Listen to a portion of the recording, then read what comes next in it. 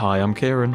And I'm Riku. Welcome to Artificially Ever After. For today's episode, are we running out of data for AI?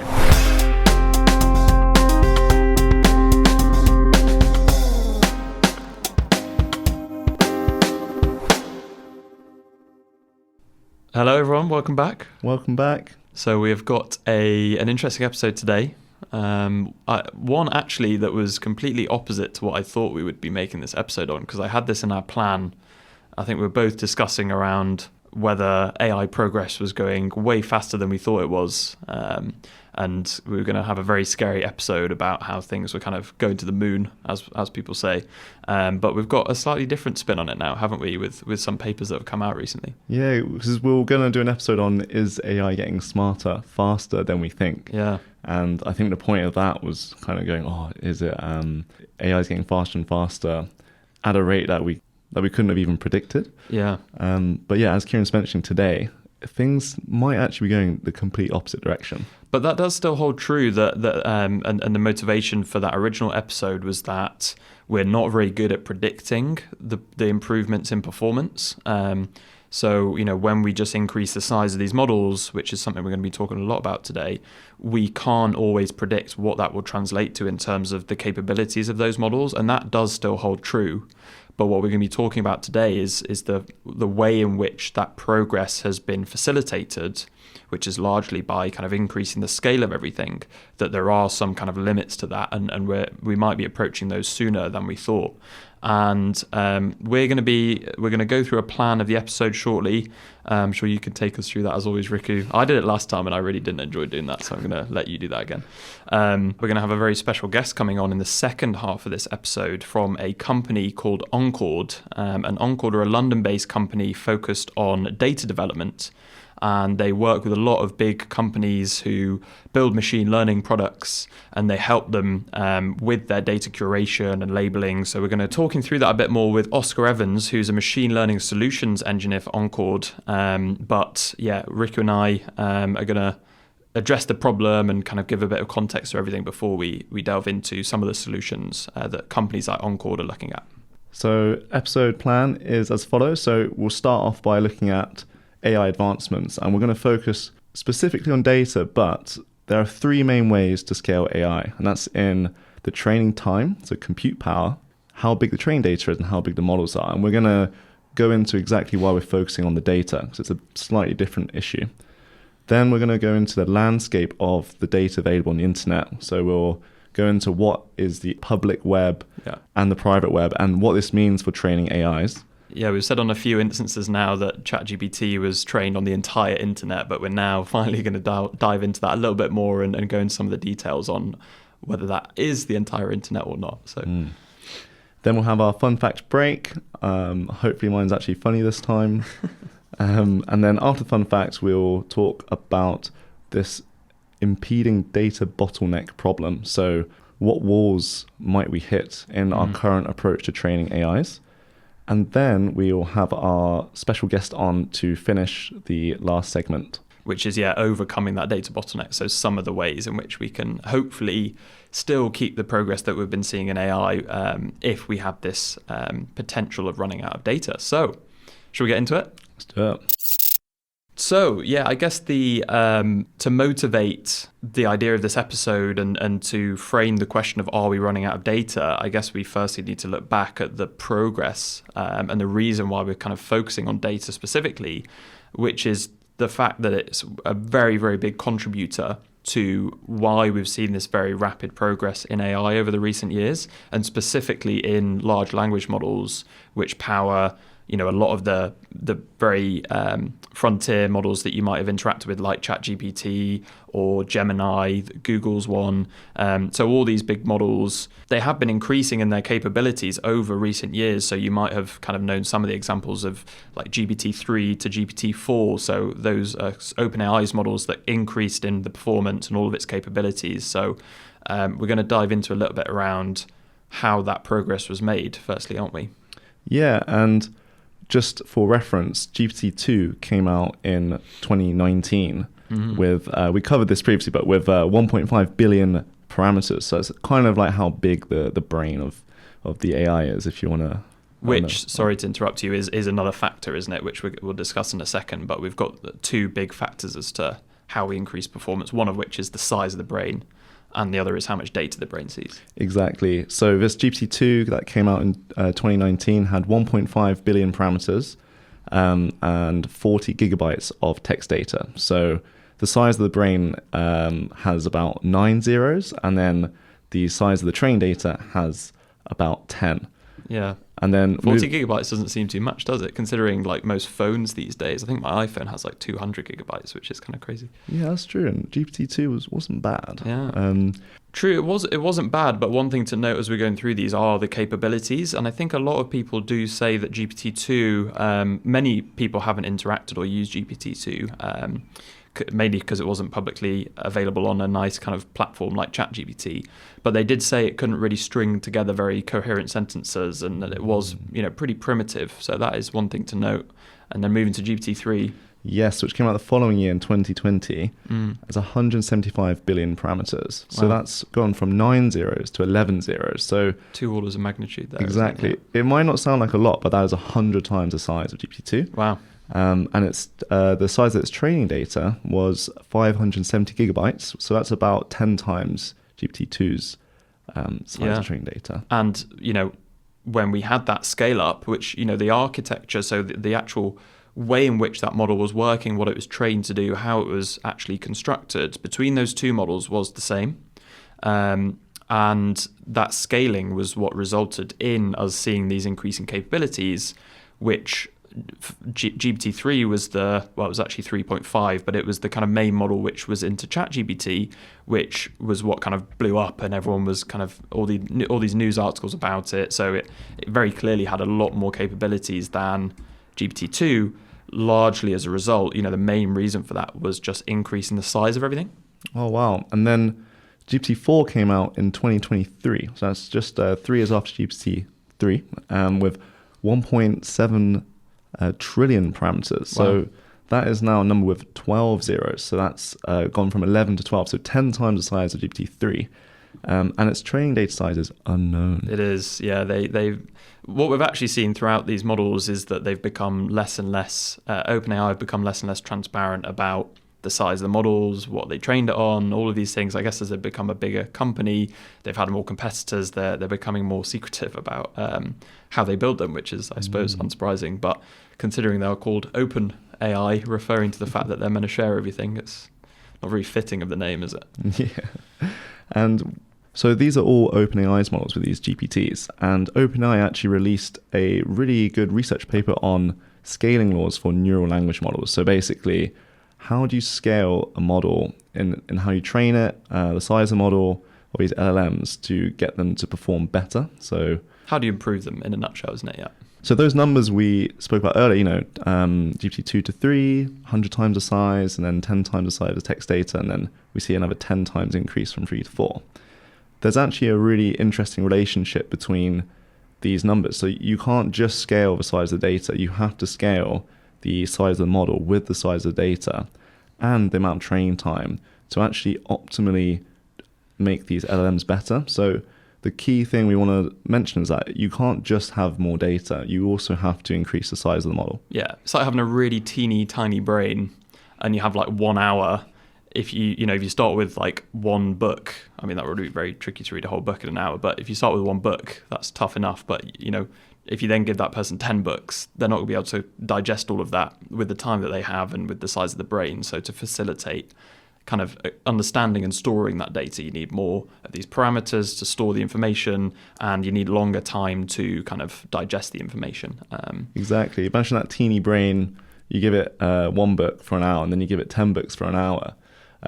You could just give it 10 books and 10 hours, but there does come a point where a brain can only know so much. So yeah, exactly. It makes sense that they all have to get scaled together. All together, yeah. So on that note, though, we do also have other bottlenecks, around those other two things that are being scaled. So compute is one thing that's limited by the physical hardware that's being used to train these models. So we hear a lot about these kind of chip manufacturers and these big GPU companies. So all of these are going kind of like all guns blazing to try and produce and build as many of these chips as possible, because there could also otherwise be a bottleneck with how many chips we can produce, and that definitely is limiting the progress.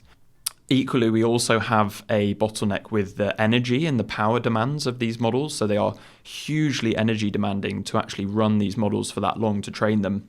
So it's not the equivalent of just a human sitting in a room and reading books. It's probably more like the energy of small cities. I think there have been some statistics actually being used to run these models. So that is definitely a limiting factor. However, the reason we're focusing on data is because so far we have seen that we have actually managed to keep up with those other demands. We have been, so Moore's law, which is facilitating, more capable computer chips, has allowed us to kind of continue with the compute power. Do you want to quickly outline what Moore's law is? Yeah, so Moore's law was an observation that was published in 1965, which has held true until today, which is very impressive to predict something that can hold true for so many years. But it's basically that every 2 years, the number of transistors on a computer chip, which basically translates to how powerful that computer chip is, the number of transistors doubles every 2 years, or roughly every 2 years, which is kind of exponential growth. So we see the power of computers kind of compounding, getting more and more powerful every 2 years, which is why we have massive improvements in mobile phones, and they can get smaller and pack more compute power. All of these things are facilitated by Moore's law.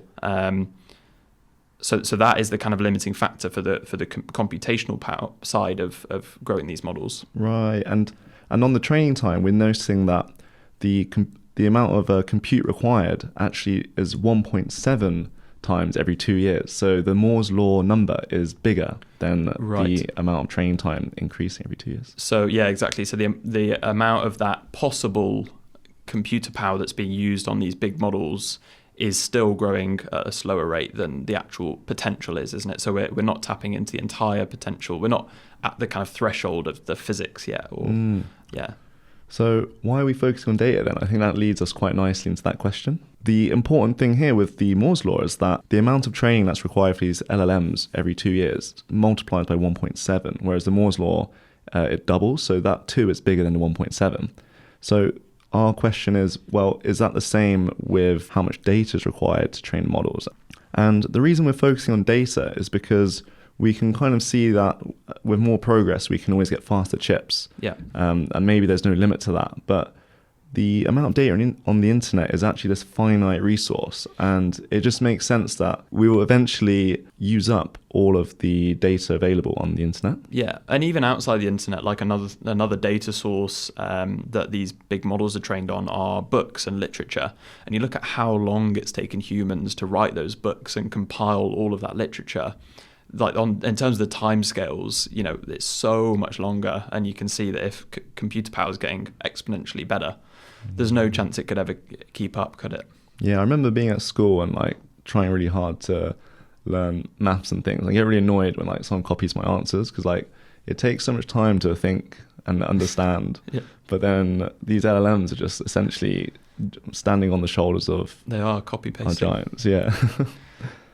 So all this talk about data and training LLMs. So Kieren, what actually is the internet? What's going on there? Yeah, we now have to finally explain ourselves when we said that these models are trained on the entire internet, which is nearly true. But yeah, what we need to realize is that these companies can only access the publicly available online data, which kind of makes sense because it's reassuring to know that they can't look at your WhatsApp messages. But in terms of what is digitally put online into the kind of ether of the internet, we also have all these things from your iMessages, your WhatsApps, your private DMs, your emails. So all of these things that actually makes up a lot of the internet. Or your photo stream on your iPhone or whatever, your iCloud photos. So all of these are going, as my mum would say, up into the cloud somewhere. Sorry, Mum, I love you. But yeah, they're going online. That doesn't necessarily mean that they're publicly available. So the publicly available online data is just a fraction of what is actually out there.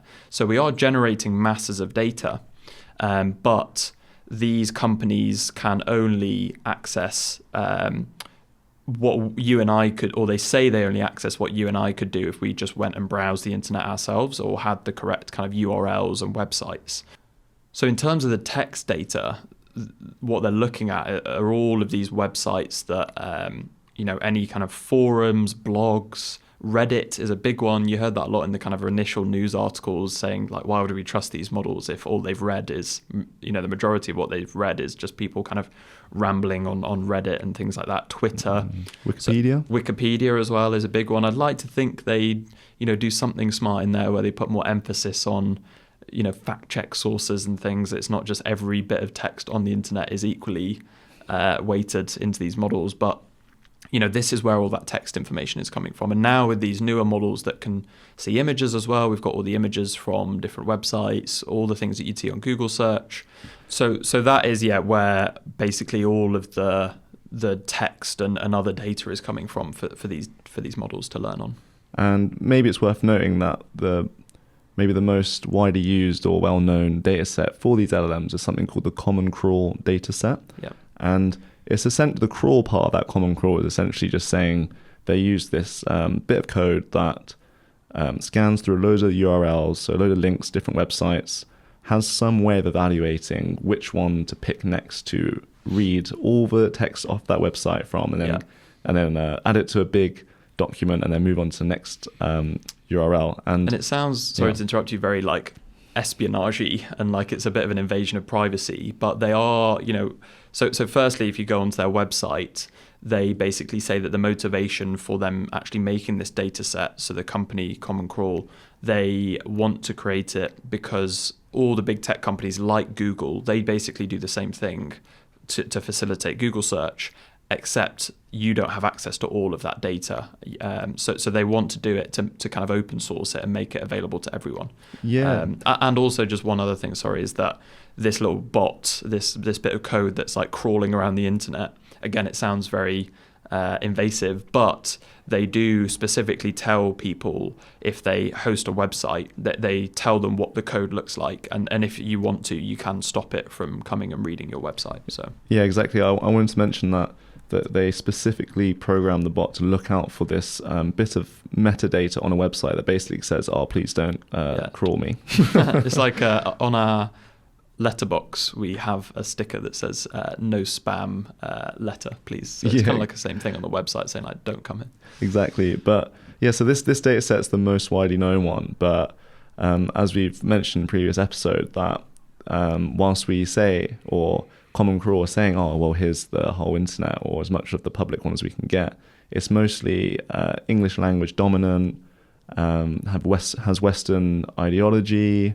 more male-centric, partly because it reflects more of the population of people that actually use the internet. Yeah, and putting data on there, yeah.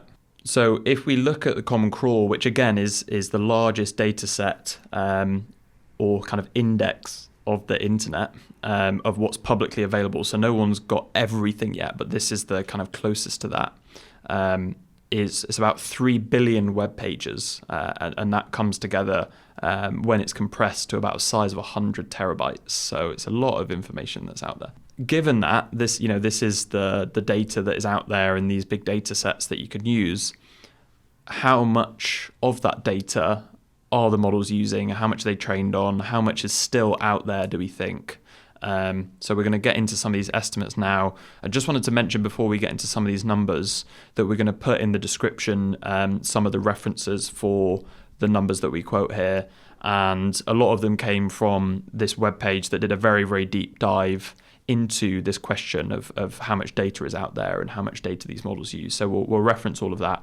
But before we do, we just very quickly need to mention and explain what these things called tokens are, because annoyingly these models aren't trained on words, so we can't just say, oh, what's the word count that this certain LLM was trained on, we annoyingly need to reference these things called tokens. And there was a whole reason for why they use tokens rather than words. I think a really quick explanation of that is that you can group punctuation with words, which is a really helpful thing to do. So there might be certain words that fall very naturally with a question mark, for example, and having the two of them together will help the model understand a load of things. So tokens are basically like sections of words or a few words together or a word and a question mark, punctuation and words combined. So it's not just individual words. But what we see in most of the frontier models that are used today, the way that they tokenize language is that they roughly, on average, have 4 tokens for every 3 words. So basically a token is about 0.75, like 3/4 of a word roughly. So just wanted to clarify that for, so that we're super clear with what we're talking about. However, because it's 0.75, I think we're kind of safe to, in our heads at least, think about number of words roughly. When we talk about number of tokens, it's near enough, isn't it? So how big is a common crawl in terms of tokens? There's some estimates because some of the words and things, there's some duplication, but it's about 100 trillion tokens. So roughly 100 trillion words. Yeah, roughly, yeah. And there's an estimate for the number of tokens of the public web, which is about 500 trillion tokens. The estimate for that is quite loose, though. I'll just put in that caveat because it is very hard to know, because the kind of way that we know is by like crawling the web and indexing it like the common crawl is doing. So we can't have an exact figure, because if we did that, then we'd, I guess, have all of that data in an index. So exactly, we have to make an estimate about it. So it's about a fifth, isn't it, that the biggest sort of collection and corpus of that data is in. And this is after deduplication. So yeah, the point being is that this number is very, very loose. Yeah. So another loose number to give to you all is talking about how many tokens there are on the private data. So there's an estimate about 3,000 trillion tokens. So if I'm correct, that's that's quadrillion. That's a quadrillion. Is 3 quadrillion, yeah. Wow.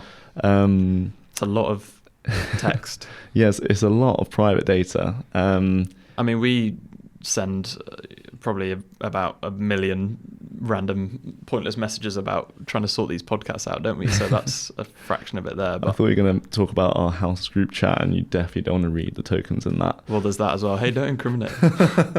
It's just meaningless drivel. Anyway, so the largest train data sets for LLMs has now reached 15 trillion tokens. So that is now... Wait, that's smaller than Common Crawl. Yeah, they don't use all of Common Crawl. They're still maxed out by the size of the models. They don't use all of Common Crawl? No. Huh. It's too big. Oh, so it's all about cleaning? Yeah, that's the thing to mention, is that it's not, you can't put all of it in because it's not processed, so... All right, well, surely we're not running out of data then.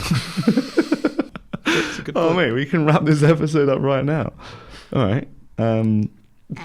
So whilst Common Crawl is 100 trillion tokens, the largest train data sets for these LLMs is around 15 trillion tokens. And the reason for that is largely because the Common Crawl data set does not have a lot of quality tokens. So there's a lot of pre-processing required to actually filter out the bad tokens. So we aren't running out of data. Yeah, I think we can end the episode right there. No, there's much more to this story though. So this is just talking about the words on the internet, but we all have a relative that is posting embarrassing photos of us on Facebook and things. So Kieren, can you tell us a bit more about the other modalities? Yeah, so we've just been mentioning text so far, and there is a main reason for that, which is that most of these models, until very recently, were trained on text. We call them chatbots, so you interact with them with natural language. However, we're starting to see these other models, some of the very latest ones now. You may have come across the term multimodal. So they have different modalities of data. So not just text, they have images. Some of them can look at video. And as we're going to mention in the second half, there are some benefits to when we start looking at those other modalities, because they bring kind of more context and information to the language itself. If we have, you can imagine if you were reading like a descriptive paragraph of a scene or something, you're trying to understand something about an environment. If you had a picture to accompany that text, it would give you like loads more information. So I suppose that's the that's the idea between having multiple modalities. But if we then look at some like the image data that's online, so all of those figures that we just mentioned were just referencing text data, but there is estimated to be around 10 trillion seconds of video on the public web. Sorry that we keep using trillions and billions and lots of zeros, but there is a lot of stuff out there, I guess.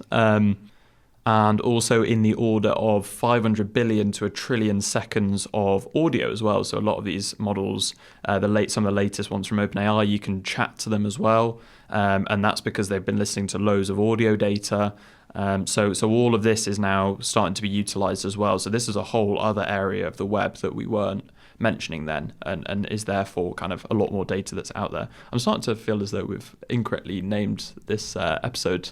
Are we running out of data because we keep discovering more?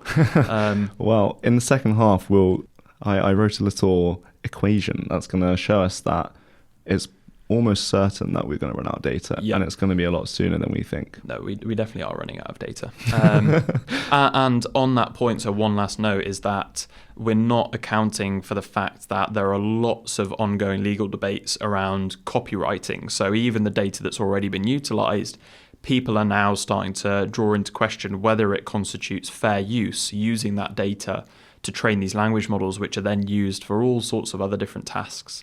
So, there may be even more kind of limits imposed on what is out there. So, everything we're talking about now is kind of assuming that these regulations don't change. But, as we mentioned earlier, we don't know how much data exactly GPT-4 was trained on. Yeah. And what if a regulation says, you have to tell everyone what you used, you can't use that, then it'll be a very different story. Exactly. Cool. So before we go on to talk about this impending bottleneck, let's take a break and do our fun fact, shall we? Sounds good. Nice. Fun fact. I think you should go first because I actually need to quickly reread mine because I put it in here so long ago. Oh, really? Okay. Mine's quite quick as well. So my fun fact... I am listening, by the way. Oh, okay. You better laugh. So...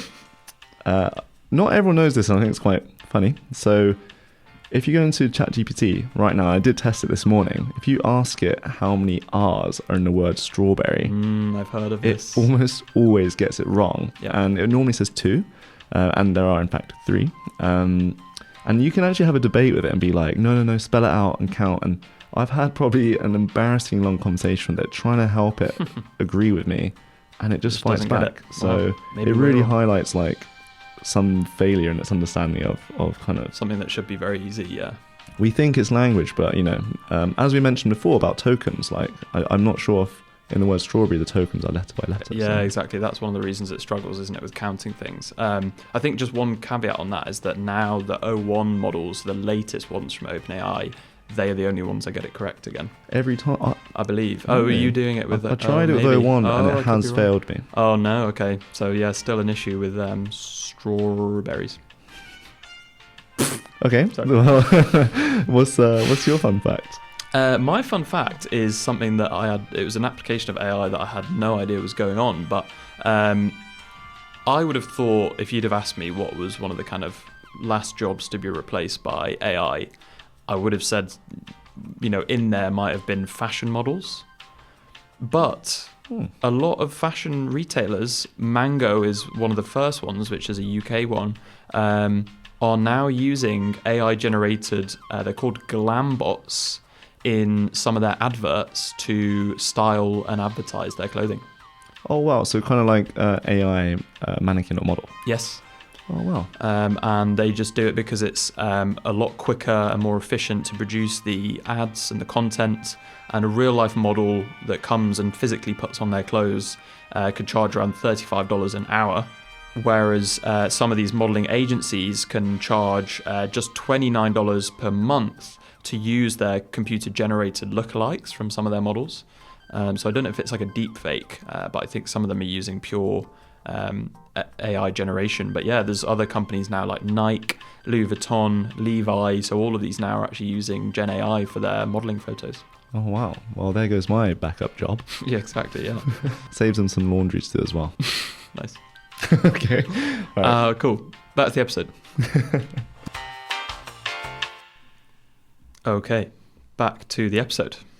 Yeah, I'm going to throw it back at you. So what is the impending data bottleneck? Yeah, so we've obviously spoken about how these models are growing in size, how much data they're chomping up of what's available out there. We've spoken about how much is out there now. So there have been some studies which have looked at, given this kind of rate of progress and growth, how long until we max out all that is out there and that is available. And a lot of this that we're basing around, which again we'll link in the description, is from this study that was published in 2024, June of this year, by Epoch AI. And you can go to their website. They've got some really nice plots which help. I'm definitely a visual person, so these numbers, I'll try and make them as nice to listen to, but I think to really grasp it, you can look at their plots.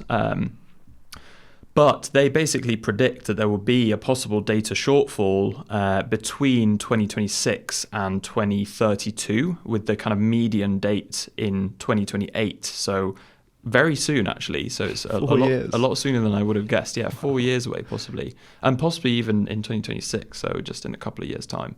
And similar to, as we were mentioning before, the main reason for that is that a lot of these big, large models, even the multimodal ones, the majority of what they're being trained on is text data.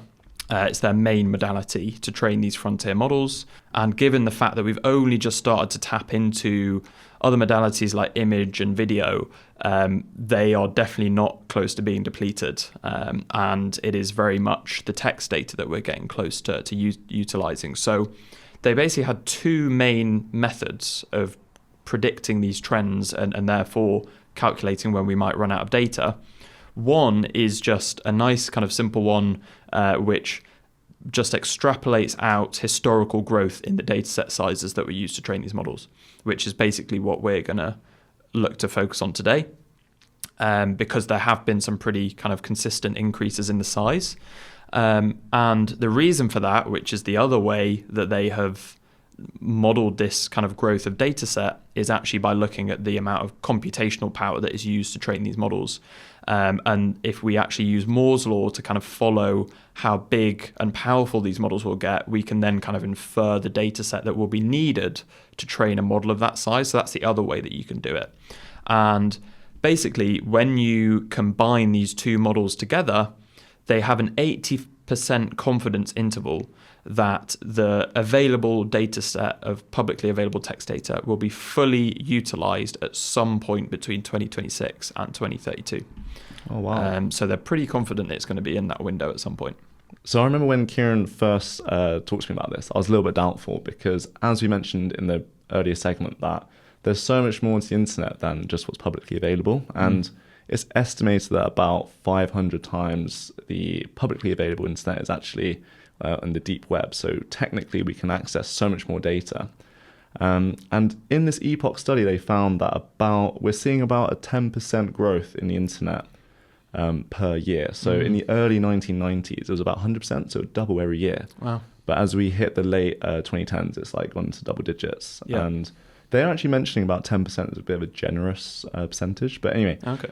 I took their model, I used their model and made my own model. It's just some really simple maths, which is just handling the compound interest, because it's like a logarithmic scale. But if we assume that the public data gets exhausted in 2026, like Epoch study suggested, and we account for the 500 times the public data, say we find a way to access all of that, using the 10% growth, we'll actually exhaust all of the internet by 2032. So you only get 6 more years. Wow. Because that 10% growth of the internet itself is so much smaller than 2.9, the times 2.9 growth per year of the data set. So the Epoch study, found that every year the size of data set required for these models growing is 2.9 the size. Yeah. And we just can't keep up with that in terms of how much the internet itself is growing. And that's the key message, isn't it, really, with this episode, that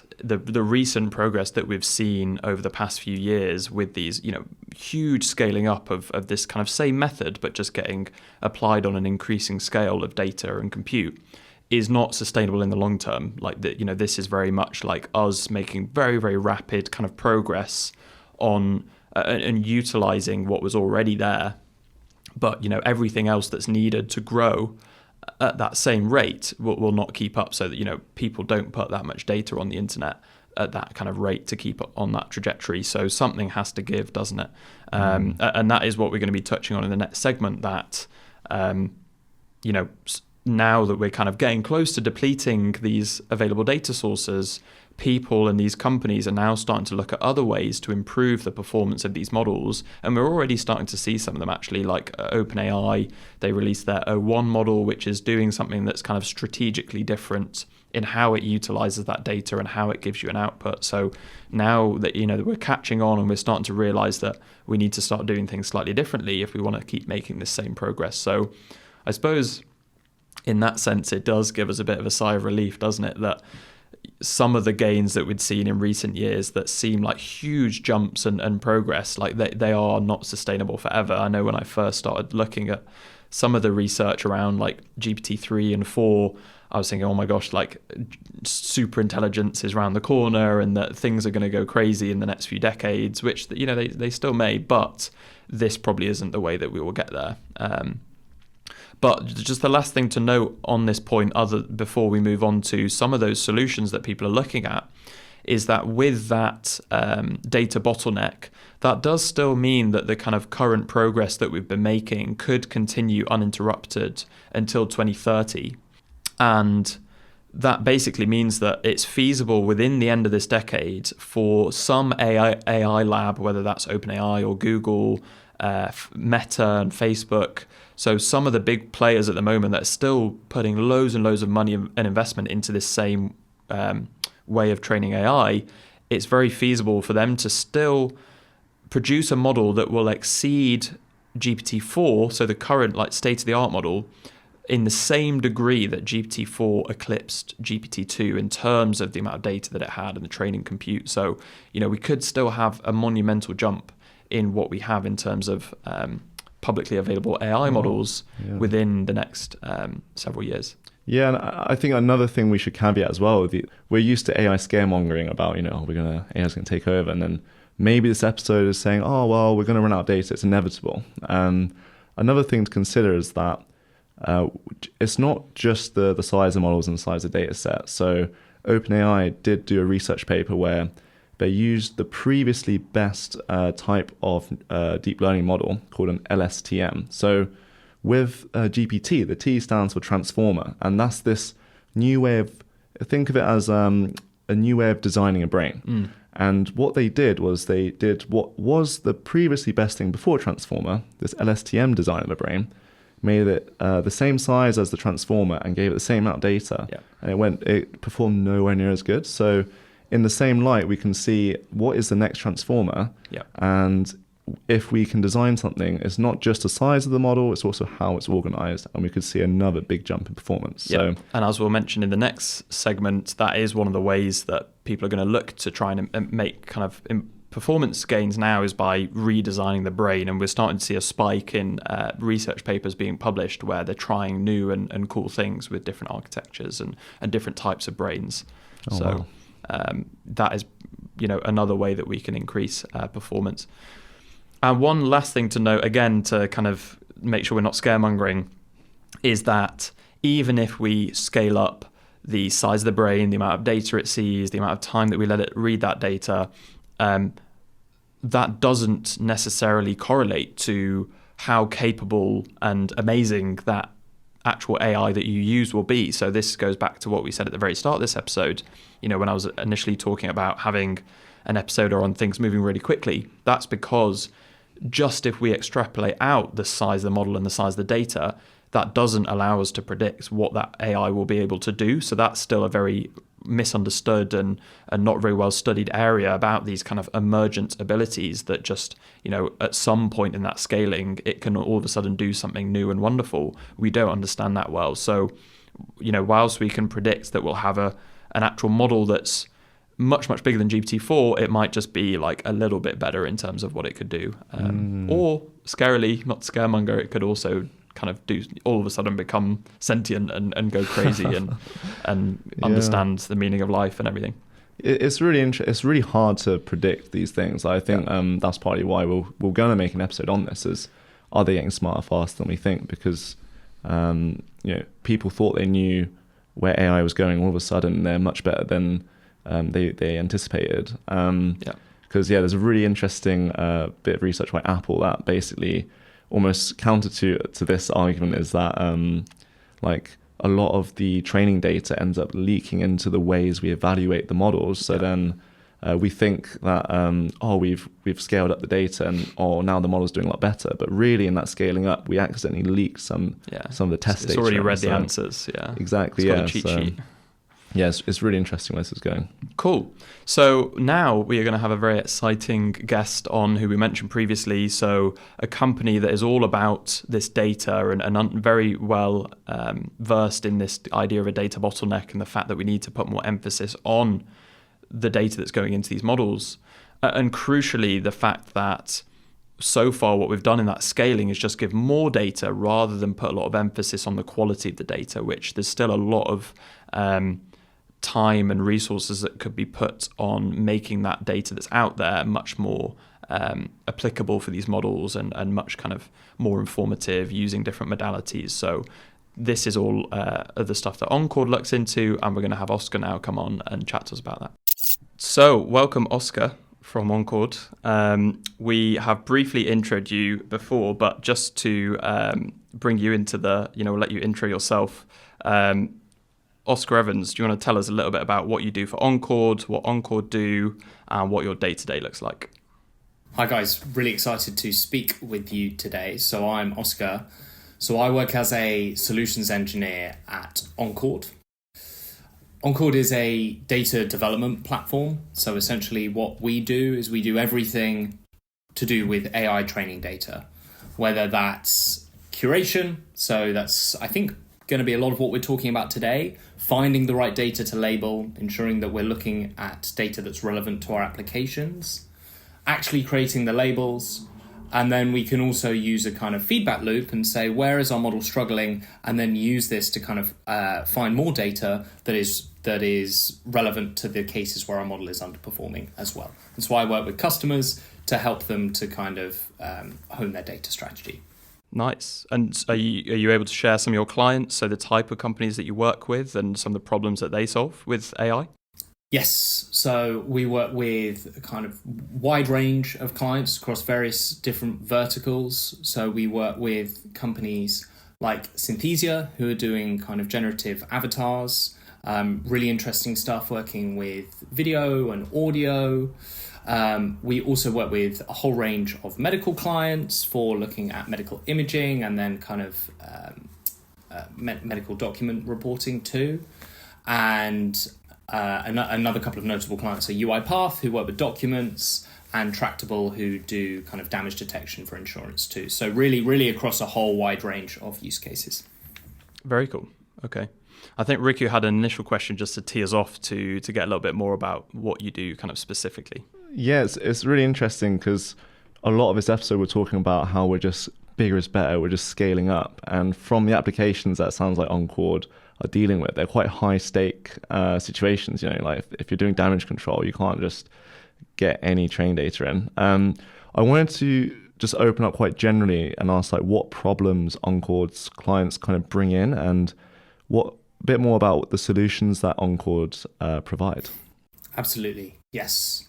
So when it comes to creating AI, we've got our three pieces. We've got our model, we've got our compute, and then we've got the data as well, right? And a lot of companies will be using off-the-shelf models and apply it to their data. And then we have other slightly larger companies that are generally building their own models in-house. And to do this, you need to train on a lot of data. That is an unavoidable truth. However, when we're looking to apply models to a specific use case in particular, then the data quality is paramount. And so what this means is that it's not only about the kind of the volume of data that we're looking at, but as with learning anything new yourself, ensuring that you have a full representation of all the different situations you're going to be applying this to, right? I was thinking about this beforehand. If you're learning how to cook, and you learn how to like fry a few things, that's not going to make you a very good baker. You need to have a full diverse approach of sampling your data, so that that you have a full representative case of, oh, this is how I fry, this is how I freeze dry, this is how I use the oven, and all of these kind of different cases. So essentially we need to make sure that we have a good kind of distribution of data across a wide range of use cases as well. But what Encord lets you do is essentially manage all of your data at scale. So we can work with kind of billions of assets, find the right case. So if we know that we need to, say if we're working with videos and we need to label all of our videos that were captured in New York by a self-driving car on a certain day, then we can find this kind of needle in a haystack approach with a bunch of different ways to attack. And then can also annotate and evaluate our models across our training data. Nice. Yeah, that's something I've always thought with, I think Riku probably has the same feeling with, someone that does work in machine learning and trains these models. Like when you're at the scale of that these models now are and the amount of data that you're using to train them, it's getting to the point where it is far from natural for humans to kind of understand the scale of that data and like analyze it, which is obviously, why we have the machine learning model. But we do oftentimes need humans to kind of label them and understand where the model's failing and kind of jump in to help. But to kind of understand that scale of data, I know we were just mentioning some numbers for like the amount of text data that was used to train these GPT models, and no human could ever comprehend that. So it really does seem like you kind of need some additional tool to help you navigate that data as a human. I guess the second question I just had though is that I noticed that Encord, they started out, we mentioned kind of different modalities of data. We've got text, image, video, these audio data. It seemed like Encord started out with looking primarily at image data, and maybe now I've seen there's a kind of shift to them using multiple modalities. So first question was just, was there a reason they kind of started with image data particularly? Was it more difficult to kind of label images? And the second question is, if we start to link these modalities together, does that allow us to kind of potentially get better models with less data, or is there benefit to labeling the data as one sort of thing? Absolutely.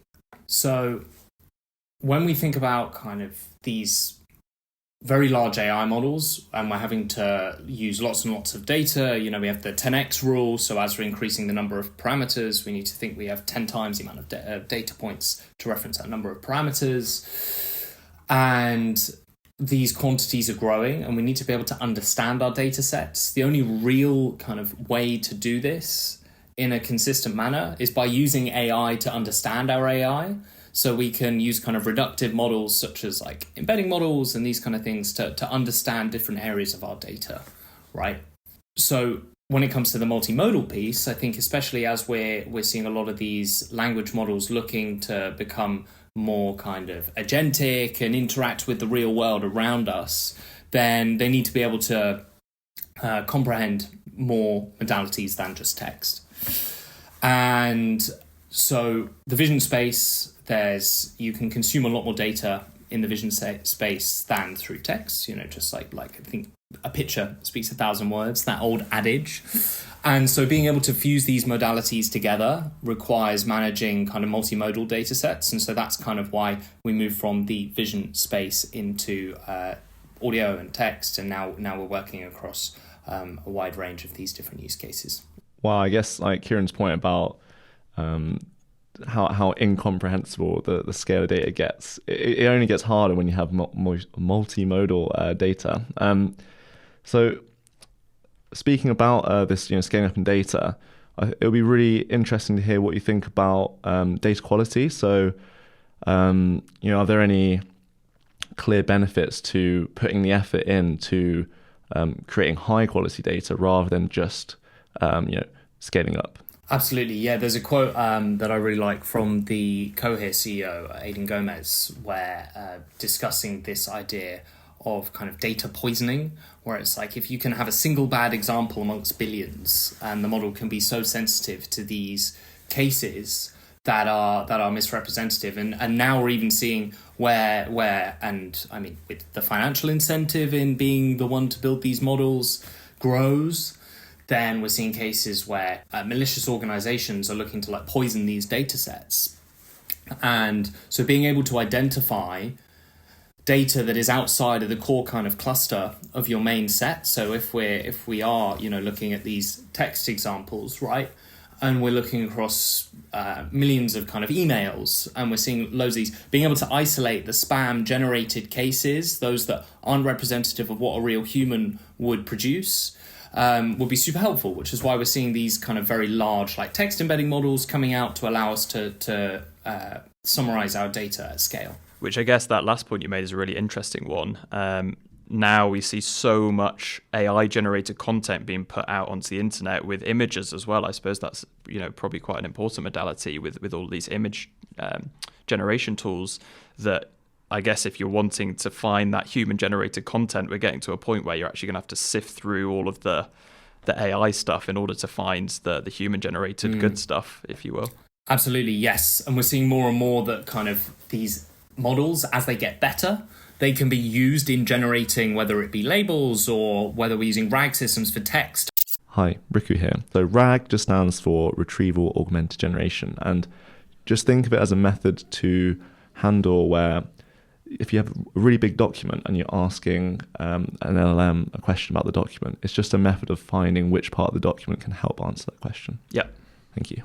RAG systems for text to find the relevant pieces of our documents, they're actually being used to kind of do the training, and then we're having these human, there are different terms being used, like AI tutors and this kind of thing, to find the, to basically approve or reject these model-generated labels.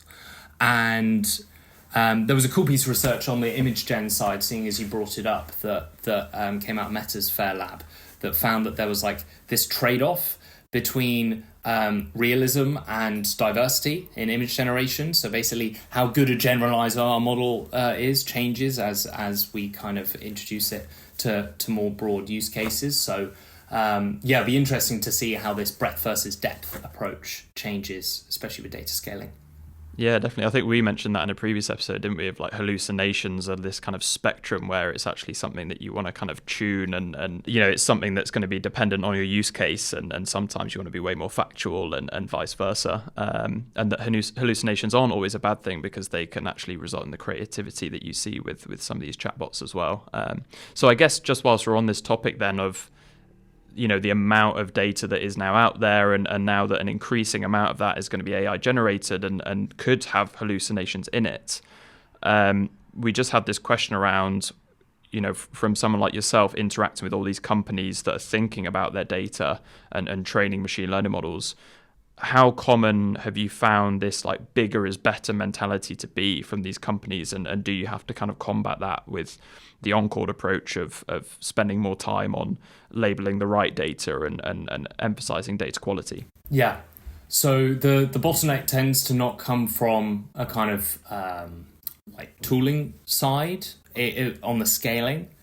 It tends to come from the kind of quality assurance process. So basically we can, you could run a model over as much data as you want, right? And create some labels, but we have no way of ascertaining the quality of those annotations without using kind of human review, or we can actually use other models to kind of review this as well, and basically being able to ensure that that our labels are of a quality that it's representative of our use case.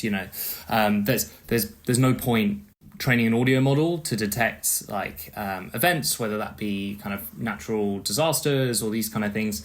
And if we mislabel a specific chunk of audio, then the model will imbue that chunk of audio to represent something that it is not. So when it sees that case again, it won't understand what it's seeing. So we need to make sure that these annotations are of a high quality. So that's the kind of challenge in scaling, I suppose, is being able to give enough context to the data. And I guess that's what's making companies like Encord very important, where you have these platforms for making it more efficient and easier for humans. When you've got the kind of amount of data that's scaling up and the size of the models, you're going to need more labels in certain contexts. So I guess it's very important to make it as easy as possible to get those kind of good quality labels, rather than potentially if we're having AI do that more, increasingly where they're labeling for us, I'd imagine in certain instances, especially medical domains, probably it's good to have an expert who's labeling it to begin with, at least.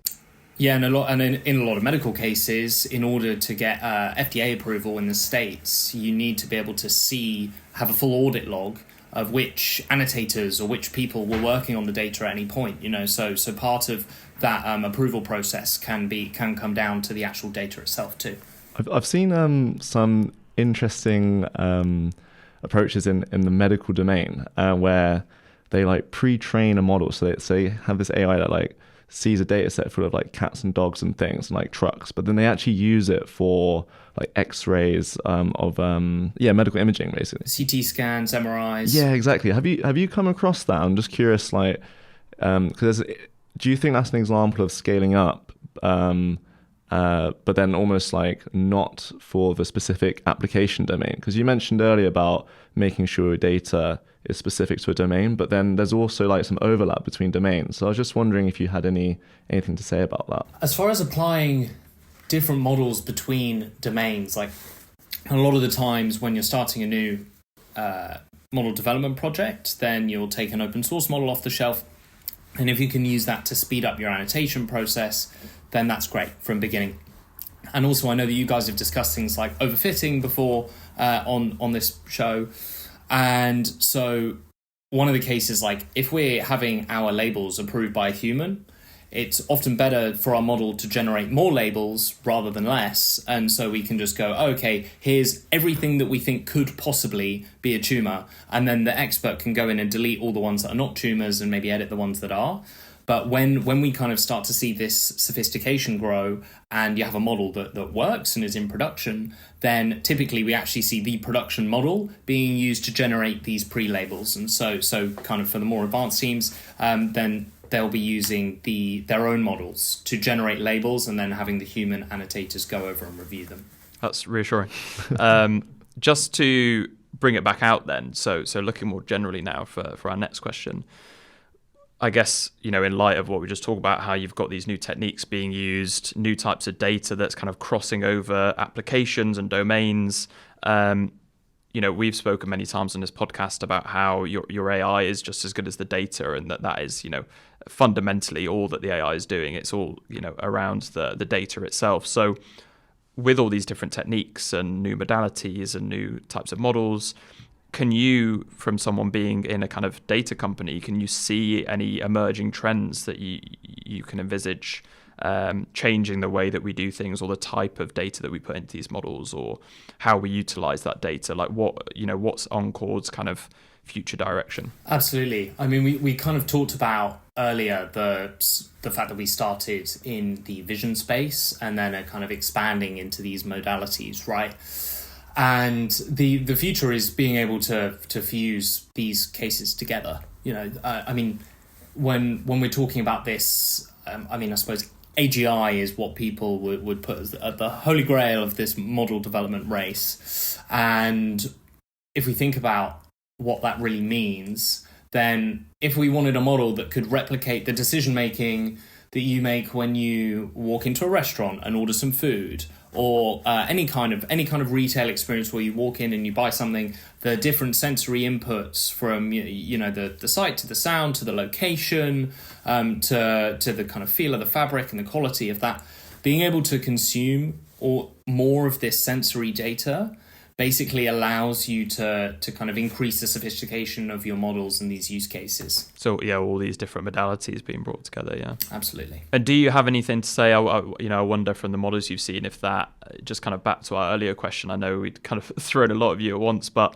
whether that could facilitate you actually not needing as much data, because the idea of this episode is that we're running out of data, and that's purely because the way that we've progressed so far has been just by scaling and using more data.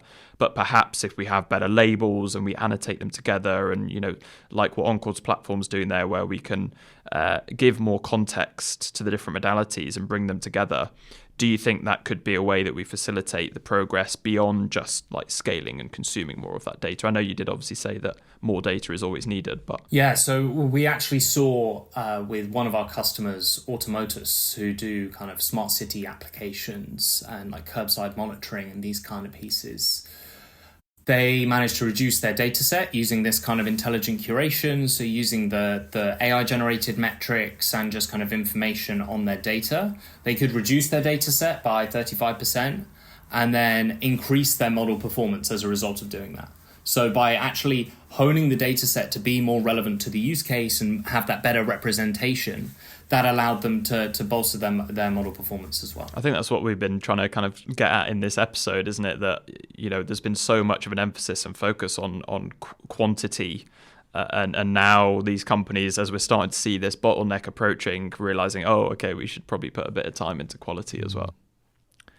Yeah, and kind of tying on from that, I'm aware that Encord's approach is predominantly with like images, but given that we're talking about LLMs and things, I was really curious what, because maybe for our listeners, it's a bit, they're probably more likely to be using ChatGPT, you know, maybe on a daily basis. So what would Encord's approach look like if they had, you know, someone like OpenAI as their client training an LLM?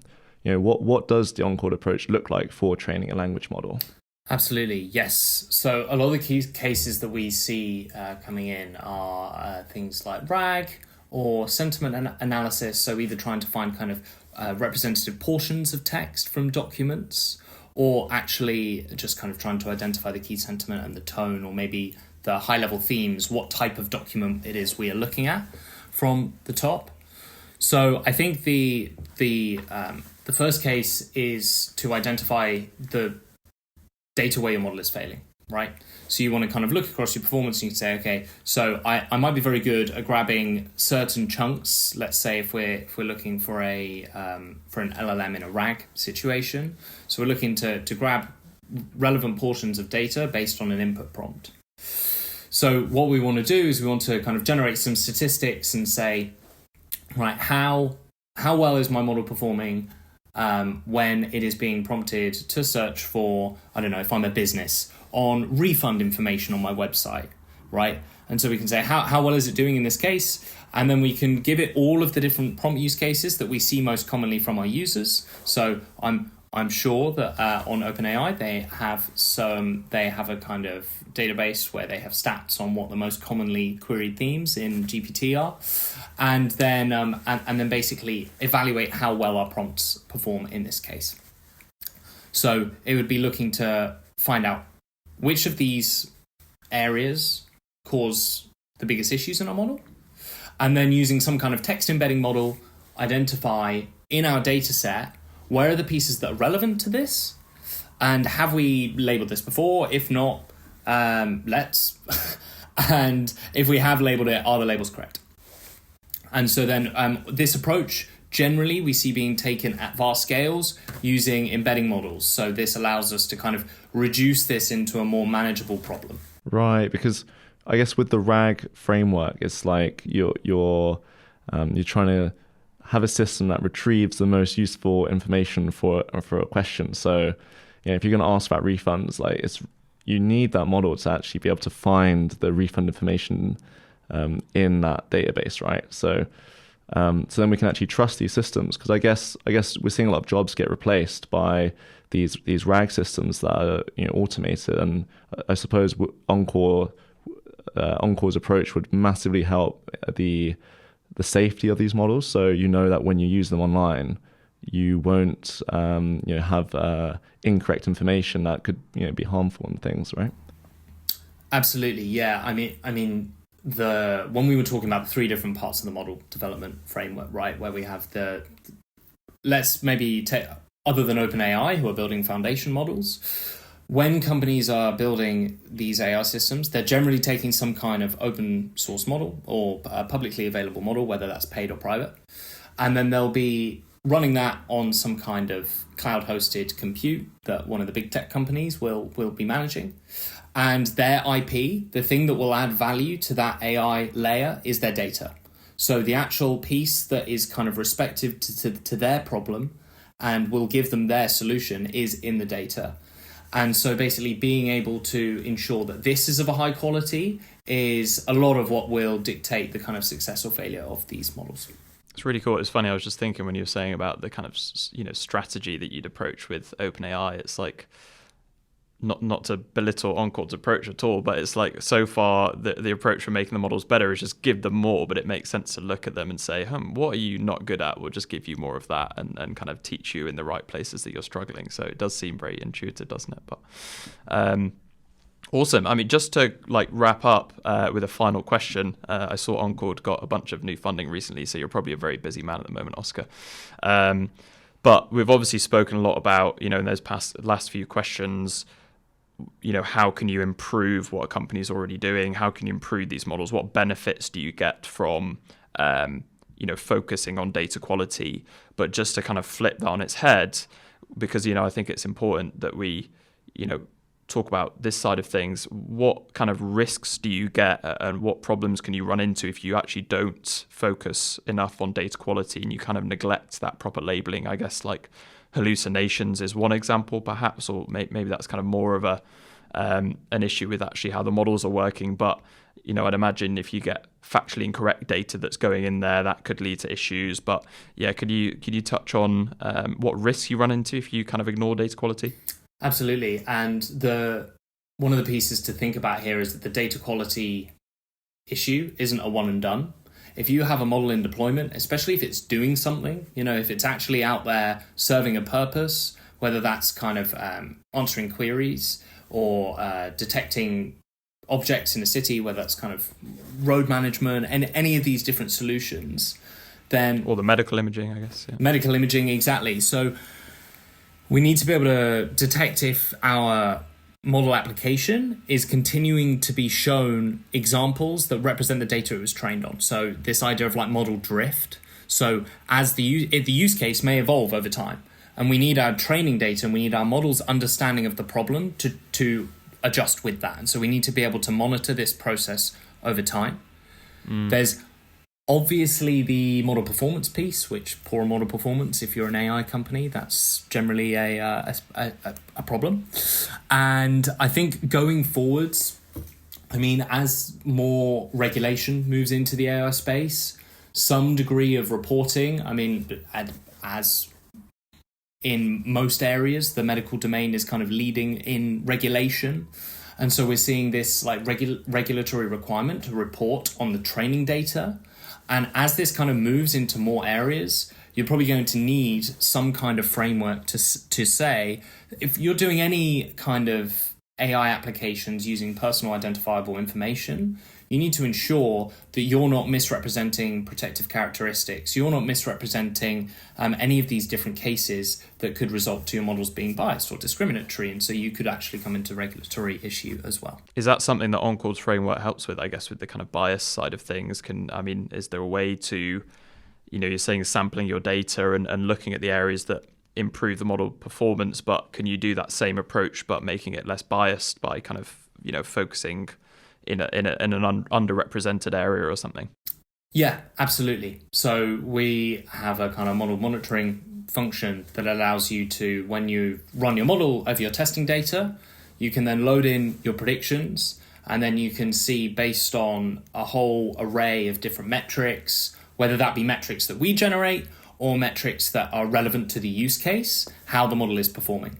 So, you can see across those different characteristics, across those classes, across geographies, how an individual is performing, an individual model is performing, sorry. I really like that point you made, though, which I guess is one that I hadn't necessarily thought too much about, that when you're thinking about data quality, obviously you can curate that in a way that means that your model performs well in the environment that you're building it in, us as kind of machine learning engineers and people are focused on, but then what constitutes good quality data might be completely different for when you then deploy that into the real world. And obviously you need that feedback mechanism to sample new data that helps it in the environment that it's actually going to be used in. So it's really interesting. But awesome. Did you have any other questions? None from me. I'm very grateful for Oscar's time answering questions. Yeah, that was really cool. And yeah, thanks for giving us a bit of insight into what Encord do and what you do as the solutions engineer. It's super interesting. And it's good to know that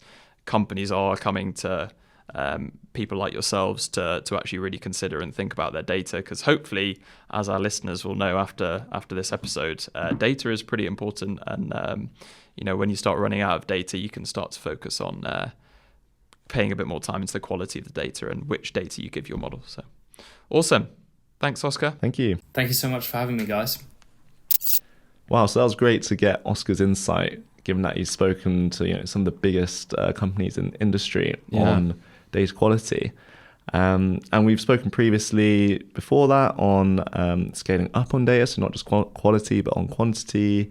We also mentioned that new model architecture, so that idea of like new types of brain is really important, as well as scaling up compute. And there's kind of one last missing piece to this story that Kieren, do you want to fill us in on? Yeah, I think Oscar did, briefly touch on it, this idea of using AI to help us out to build AI, which is a weird concept. And even myself, who, I've kind of explored some of these ideas in my own research, it's still, I don't know, something sits funny with me about it. And I think, again, something we were mentioning in that episode about how we're getting more data going onto the internet that's AI generated. People are actually actively looking to try and use AI generated data to train AI. So without it even just kind of passively coming in through the internet, with like people using ChatGPT to write their blog posts and things.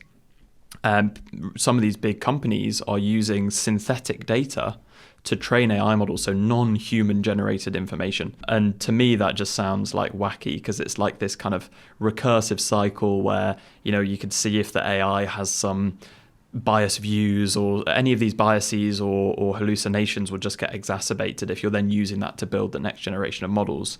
So on face value, it sounds a bit concerning, but luckily they're using it in a fairly strategic way, which I think makes a little bit more sense, which is that currently in applications where they use synthetic data, they're still just doing it at the moment where the information being generated is explicitly verifiable, or you can check its correctness.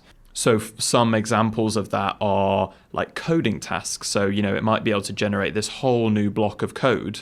It's quite easy to then check if that code runs or not, or if it has any bugs in it, or if it does what it says it's going to do, what you asked it to do. It's quite easy to then check.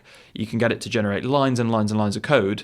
You don't necessarily have to go through read every single one. You can just run that code and see what the output is. Yeah. So that's one nice example of how you can check. And with the code, you can even get it to generate a test script. So you don't even have to write that stuff. So this is some ideas, I think another example is like mathematics as well, where you have like logic or verifiable like proofs or algebra, things like this, where we have rigorous frameworks already in place for checking the correctness of things. Now, obviously, if you're going to get to write an opinion piece on the latest, American president, for example, that's not something that's necessarily verifiable on a factual level. So perhaps another thing that I guess you could get it to do as well is, if you are getting it to describe historical events or things that have happened, you could verify that to some degree. But so far, we're seeing synthetic data used in these areas where we can check whether what it's outputted is correct. And then if so, we have this whole new block of text or code that we can then train on, and we have some assurance at least that it's doing what we hope and that it's kind of true to a degree. Yeah, interesting. And just going back to Kieran's, he mentioned a bit of concern about this idea, and it's largely, we've seen in the image generation domain that if you retrain an image generation model on images it's generated previously, you kind of get this weird thing where as you keep doing that, like imagine you have model generations, like your model 1 is like just trained on purely real non-generated images, and then as you get to model 10, the generated images just start becoming really blurry, so you get this kind of collapse. Yeah, it's this idea of model collapse, isn't it? Yeah, and I think people are still trying to figure out if a similar thing happens with language, but there are concerns that as you do this model generation training on previous versions of itself, that you lose factual information. So a lot of the time, it's not necessarily that the sentence becomes incoherent. To be honest, I reckon GPT output's probably much more coherent than Reddit and the original data, but is it factually accurate? Is it actually something a human would have predictably said? And you do lose those over time, don't you? Yeah. But just to wrap up on that synthetic data idea, I think this kind of at least gave me some understanding of the motivation and why it's good. So we've had some quite clear examples and milestones actually in AI progress where we have had machine learning models that perform extremely well at something that never see any human generated data. So a good example of that is AlphaGo. So it was the AI model trained to play the board game Go. So that never actually, that wasn't primarily trained on lots of human examples. It was just given the means to play itself. And that was machine learning working against machine learning, or with it, I suppose, in order to achieve that progress. So I guess we're trying to shoot for a similar thing with synthetic data with these chatbots. But, whether that will result in the same outcome is probably a bit of a more complicated path. It's an interesting analogy. Yeah. Cool. So I think we've covered a lot in that episode, haven't we? We've talked all things data, considering I don't think we've mentioned it too much previously. I think we've focused much more on like the application, whereas now we're talking about we've been talking about the input to these models and what they're actually trained on. But I hope we've conveyed the fact that there is a limit to this data and that we are kind of quickly approaching some potential wall. So maybe that gives you assurance that things might start to slow down in coming years. I did see an interesting comment from someone working at OpenAI that their next big model that's looking to be released, so it's rumoured that the kind of code word for it in OpenAI is called the Orion model. And there are rumours that this is going to be like the GPT-5, so the next big step in their models powering ChatGPT.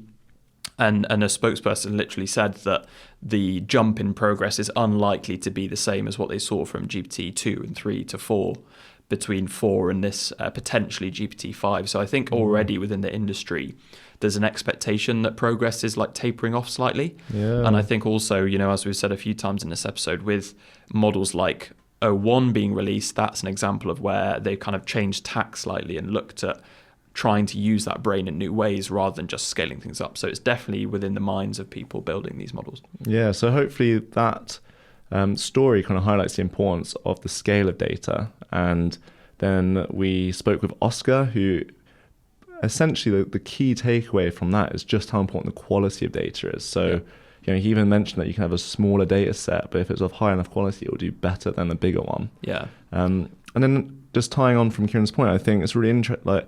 It's very important that we acknowledge how important data is, especially because we're seeing a lot more jobs now getting posted to help train LLMs. So, or maybe companies will now pay you some money to open your private data up. So this is why they're paying you so much money, is because it's very valuable. So it's just worth thinking about what's going on with that data. Data's the new oil. Yeah.